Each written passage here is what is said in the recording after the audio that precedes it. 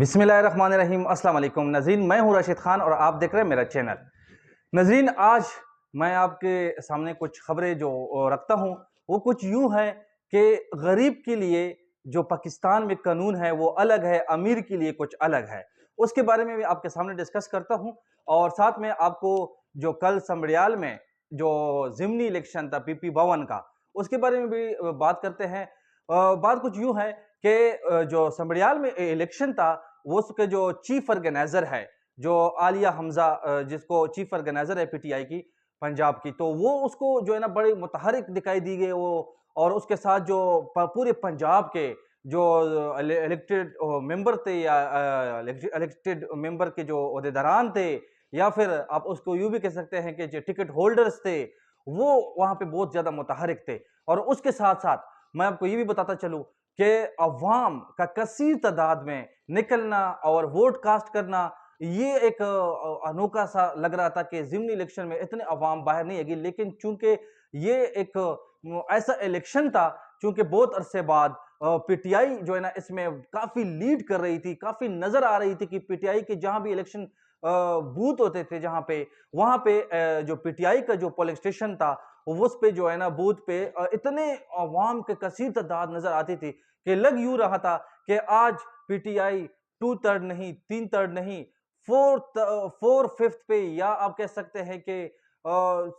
80% या 90% वोट जो है ना वो पीटीआई को पड़ेगी, बाकी जो वोट है 10% वो दूसरी जमातों को पड़ेगी, जिस तरह लग रहा था। लेकिन हुआ कुछ यूं कि जब रिजल्ट आया तो वो उसके बिल्कुल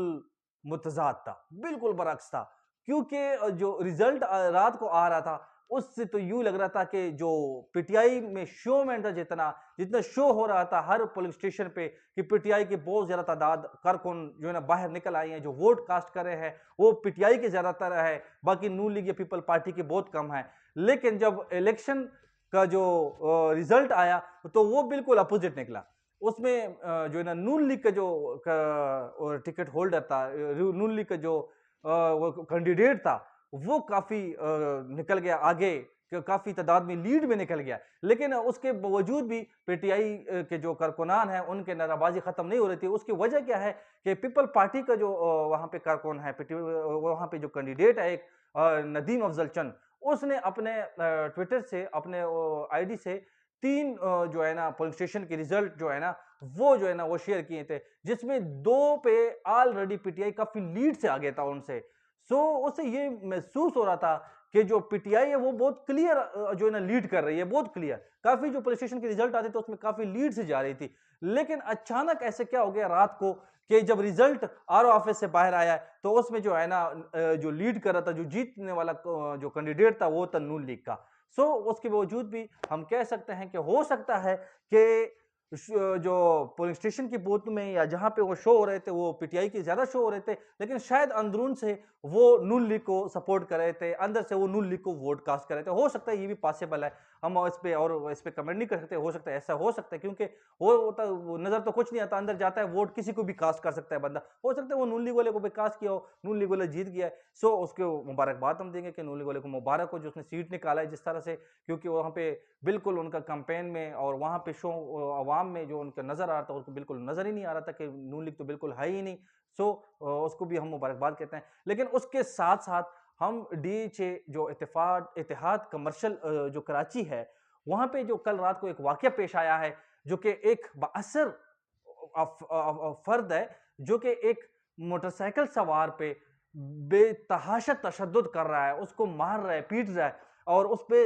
ऐसे मारा जिस तरह कि उसने कोई बहुत बड़ा जुल्म किया है, बहुत बड़ी गलती की है। लेकिन उसकी बहनें उसके सामने, उस बाअसर शख्स के सामने जूलिया पिला के उससे माफिया मांग रही है अपने भाई के लिए कि खुदारा हमारे भाई को छोड़े, हमारे भाई की गलती गलती नहीं है, अगर गलती भी हम आपसे माफी मांगते हैं। लेकिन वो बाअसर शख्स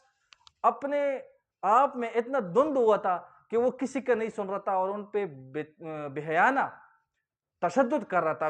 वेश्याना तशद्दुद कर रहा था उस गरीब, उस मोटरसाइकिल सवार पे, कि उसने सोशल मीडिया ने इस बात को इतना उठाया है कि आखिरकार वो बंदा कानून के शिकंदे में आ गया है, गिरफ्तार तो हो चुका है। अब दुआ ये करेंगे कि या अल्लाह इसी बाअसर शख्स को हमारे कानून